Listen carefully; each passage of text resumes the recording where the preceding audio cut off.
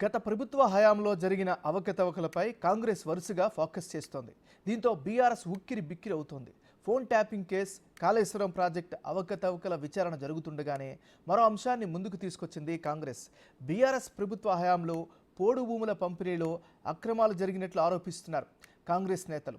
పోడు భూముల పంపిణీలో అక్రమాల విషయం తన దృష్టికి వచ్చిందని అటవీ పర్యావరణ శాఖ మంత్రి కొండా సురేఖ అన్నారు.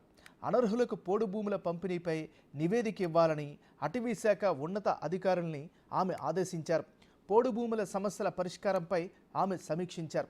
పోడు రైతులపై దాడులు జరపొద్దని అటవీ శాఖ అధికారులకు సూచించారు మంత్రి సురేఖ.